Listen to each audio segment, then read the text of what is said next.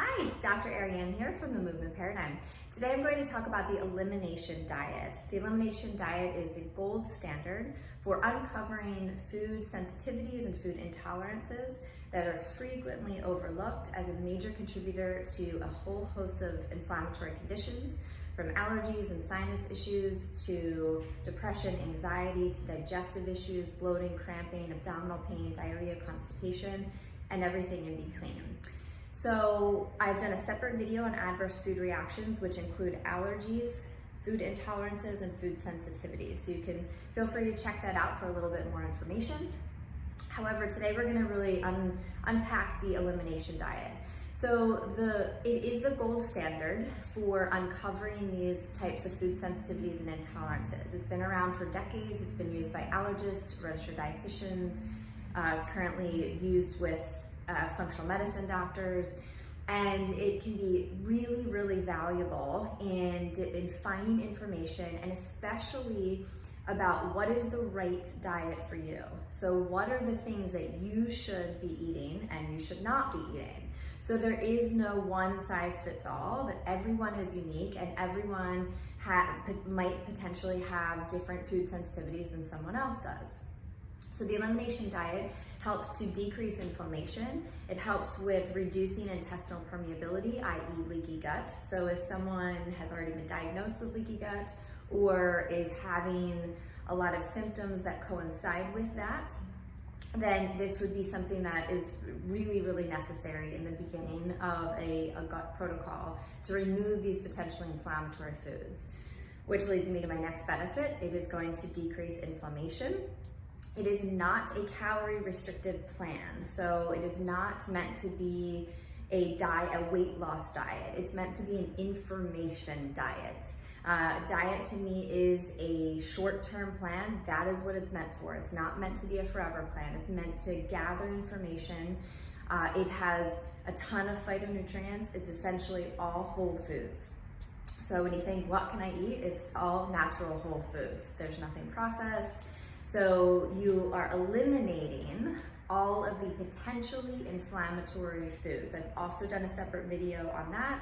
Some of those foods include alcohol, corn, soy, peanuts, processed meats, gluten, dairy, and so on. So there's some other ones as well. So those are the things you would be eliminating for at least 4 weeks.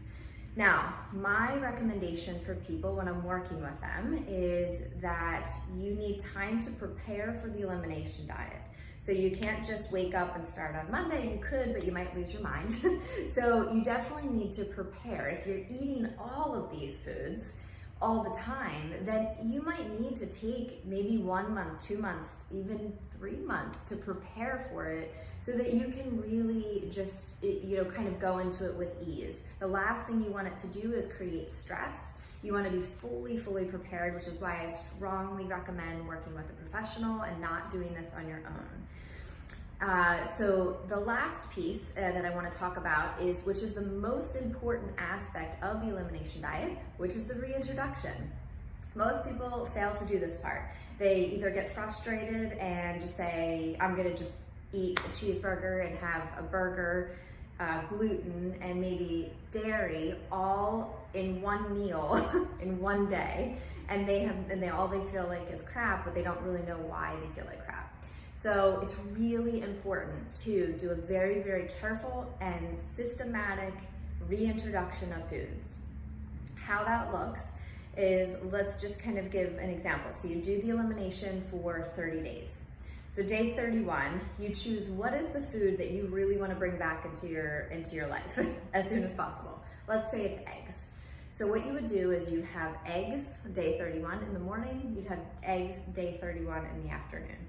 You would wait 4 days and you would see what your symptoms are. So I typically will give people a tracker, a food reintroduction tracker. So they're tracking all of their symptoms. So do they have nausea? Do they have bloating? Do they have abdominal pain? So what are the symptoms that might be brought on by eating eggs? Even joint pain, whatever, it could be anything.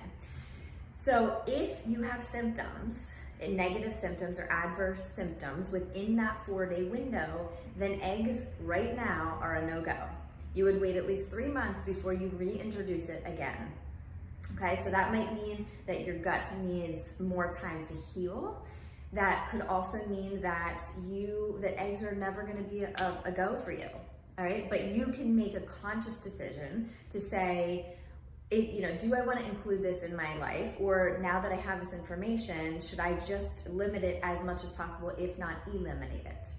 Right, so that's the goal, is you want to find this information so you know exactly what is helping you to feel your best. So that means having energy, that means just living with vitality, versus feeling like crap every day but not really knowing why. So to me, the elimination diet is so valuable, and I recommend it with most of my nutrition clients, specifically because they're coming to me with a whole host of issues, right? But I recognize it is very challenging for people, and you can't just do it overnight. People need a lot of support and guidance.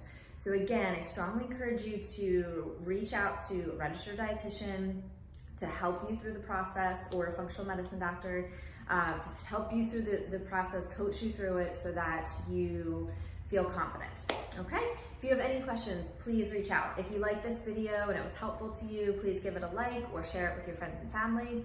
And if you haven't subscribed to my YouTube channel, please hit subscribe and click on the alerts. Thank you so much, and I hope you have a great day. Bye.